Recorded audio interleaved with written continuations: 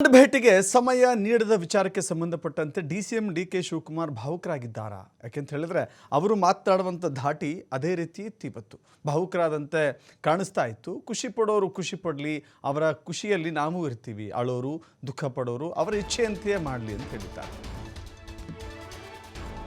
High command ಭೇಟಿಯಾಗಿ ತಮ್ಮ ಮನದ ಇಂಗಿತವನ್ನು ಹೇಳಬೇಕು ಅಂತ ಇದ್ದಂಥ ಡಿಕೆ ಶಿವಕುಮಾರ್ ಅವರಿಗೆ ಹೈಕಮಾಂಡ್ ಭೇಟಿ ಸಾಧ್ಯವಾಗಿಲ್ಲ. ಹೀಗಾಗಿ ಖುಷಿ ಪಡೋರು ಅಳೋರು ದುಃಖ ಪಡೋರು ಅವರ ಇಚ್ಛೆಯಂತೆ ಮಾಡಲಿ, ಎಲ್ಲರೂ ಚೆನ್ನಾಗಿ ಖುಷಿ ಪಡ್ತಾ ಇದ್ದೀರಿ, ಜನ ನೀವೆಲ್ಲ ಖುಷಿಯಾಗಿದ್ದೀರಿ, ನಿಮ್ಮ ಖುಷಿಯೇ ನನ್ನ ಖುಷಿ ಅಂತ ಹೇಳಿದ್ದಾರೆ ಡಿ ಕೆ ಶಿವಕುಮಾರ್. ಬಹಳ ನಿಗೂಢವಾಗಿ ಮಾತನಾಡಿದ್ದಾರೆ, ನಿಗೂಢ ಅರ್ಥದ ರೀತಿಯಲ್ಲಿ ಮಾತನಾಡಿದ್ದಾರೆ.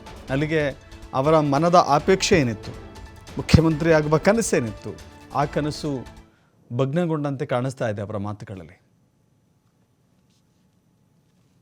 ಮಾಡಲಿ, ನಿಮಗೂ ಒಳ್ಳೆ ಆಹಾರ ಸಿಗ್ತಾ ಇದೆಯಲ್ಲ, ನೀವೆಲ್ಲ ಚೆನ್ನಾಗಿ ಖುಷಿ ಪಡ್ತಾ ಇದ್ದೀರಲ್ಲ, ಖುಷಿ ಪಡಿ.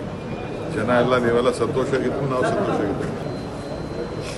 ಇದು ಪಾಪ ಖುಷಿ ಪಡೋರು ಬಡವರು ದುಃಖ ಪಡೋರು ಅವರ ಇಚ್ಛೆಯಿಂದ ಮಾಡಲಿ, ನಿಮಗೂ ಒಳ್ಳೆ ಆಹಾರ ಸಿಗ್ತಾ ಇದೆಯಲ್ಲ, ನೀವೆಲ್ಲ ಚೆನ್ನಾಗಿ ಖುಷಿ ಪಡ್ತಾ ಇದ್ದೀರಲ್ಲ, ಖುಷಿ ಪಡಿ.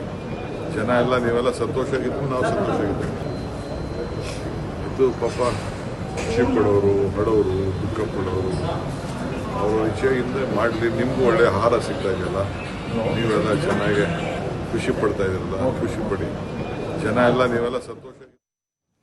ಡಿ ಕೆ ಶಿವಕುಮಾರ್ ಅವರು ಯಾವ ಕಾರಣಕ್ಕಾಗಿ ಇಂಥ ಮಾತುಗಳನ್ನು ಹೇಳ್ತಾ ಇದ್ದಾರೆ? ಯಾಕೆಂದರೆ ಡಿ ಕೆ ಶಿವಕುಮಾರ್ 2 ದಿನ ದೆಹಲಿಲಿದ್ದರು, ದೆಹಲಿ ಪ್ರವಾಸದಲ್ಲಿದ್ದರು. ಹೈಕಮಾಂಡ್ಗೆ ಭೇಟಿಯಾಗಿ ರೀಶಫಲ್ ಬೇಡ, ಅಧಿಕಾರ ಹಸ್ತಾಂತರದ ವಿಚಾರವಾಗಿ ತೀರ್ಮಾನವನ್ನು ತೆಗೆದುಕೊಳ್ಳಿ ಅಂತ ಹೇಳೋರಿದ್ದರು. ಪವರ್ ಶೇರಿಂಗ್ ವಿಚಾರದಲ್ಲಿ ಒಂದು ಗಟ್ಟಿ ತೀರ್ಮಾನ ಹೊರಬೀಳುತ್ತೆ ಅಂಥೇಳಿ ಡಿ ಕೆ ಶಿವಕುಮಾರ್ ಅಂದುಕೊಂಡಿದ್ದರು.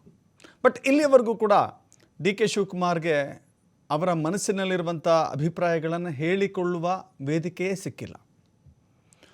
ಒಬ್ಬ KPCC ಅಧ್ಯಕ್ಷರಾಗಿ ಪಕ್ಷವನ್ನು ಸಂಘಟನೆ ಮಾಡಿ ಅಧಿಕಾರಕ್ಕೆ ತರುವಲ್ಲಿ ಪಾತ್ರವಹಿಸಿ ಮುಖ್ಯಮಂತ್ರಿಯ ಕನಸು ಕಾಣುತ್ತಿದ್ದಂಥ ಡಿ ಕೆ ಶಿವಕುಮಾರ್ಗೆ ಎಲ್ಲೋ ಒಂದು ಕಡೆ ನಿರಾಸೆ ಆಗಿದೆ ಅನ್ನೋದು ಅವರ ಮುಖಭಾವ ಮತ್ತು ಅವರ ಮಾತುಗಳಲ್ಲಿ ವ್ಯಕ್ತವಾಗ್ತಾ ಇದೆ. ಅದನ್ನು ಬಿಡಿಸಿ ಹೇಳಬೇಕಾಗಿಲ್ಲ.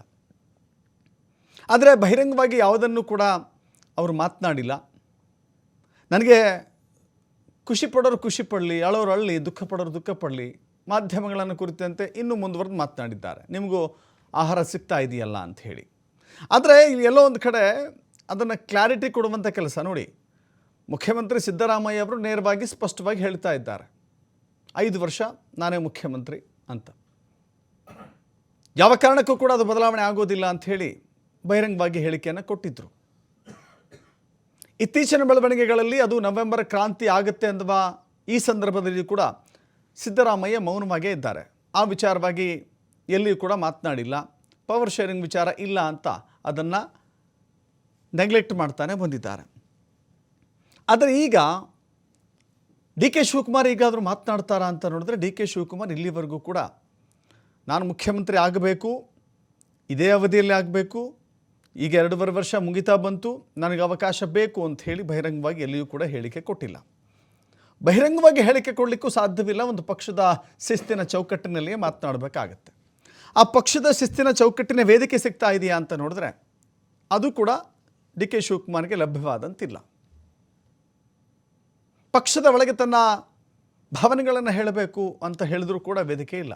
ಎಲ್ಲ ಒಂದು ಕಡೆ ಬಿಹಾರದ ಚುನಾವಣೆಯ ನಂತರದಲ್ಲಿ ಡಿ ಕೆ ಶಿವಕುಮಾರ್ ತಮ್ಮ ಆತ್ಮಸ್ಥೈರ್ಯವನ್ನು ಕಳೆದುಕೊಂಡು ಬಿಟ್ರಾ ಅನ್ನುವ ಪ್ರಶ್ನೆ ಕೂಡ ಇಲ್ಲಿ ಉದ್ಭವ ಆಗುತ್ತೆ. ಜೊತೆಗೆ ಮುಖ್ಯಮಂತ್ರಿ ಸಿದ್ದರಾಮಯ್ಯ ಅವರಿಗೆ ಆತ್ಮಸ್ಥೈರ್ಯ ಮತ್ತಷ್ಟು ಹೆಚ್ಚಿದಂತೆ ಕಾಣಿಸ್ತಾ ಇದೆ, ಆತ್ಮವಿಶ್ವಾಸ ಮತ್ತಷ್ಟು ಜಾಸ್ತಿ ಆದಂತೆ ಕಾಣಿಸ್ತಾ ಇದೆ. ನಾನು ಮುಖ್ಯಮಂತ್ರಿ ಸ್ಥಾನದಲ್ಲಿ ಮುಂದುವರಿಯೋದು ಖಚಿತ ಅನ್ನೋದು ಸಿದ್ದರಾಮಯ್ಯ ಅವರಿಗೆ ಗೊತ್ತಾಗಿದೆ.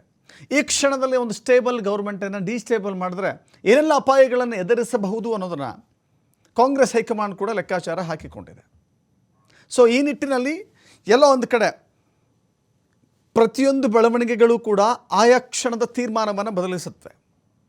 ಈ ಹಿಂದೆ 2.5 ವರ್ಷ ಹಂಚಿಕೊಳ್ಳಿ ಅಂತ ಹೇಳಿರಬಹುದೇನೋ, ಆದರೆ ಈ ಕ್ಷಣಕ್ಕೆ ಯೋಚನೆ ಮಾಡಿದಾಗ ಆ ನಿರ್ಧಾರವನ್ನು ತೆಗೆದುಕೊಳ್ಬೇಕಾದ್ರೆ ಸಾಕಷ್ಟು ಜಾಗರೂಕರಾಗಿರಬೇಕಾಗತ್ತೆ. ಕಾಂಗ್ರೆಸ್ ಈ ಕ್ಷಣದಲ್ಲಿ ಅಂಥ ತೀರ್ಮಾನವನ್ನು ತೆಗೆದುಕೊಳ್ಳೋದಿಲ್ಲ, ಅಂಥ ಮಹಾ ಎಡವಟ್ಟನ್ನು ಮಾಡಿಕೊಳ್ಳೋದು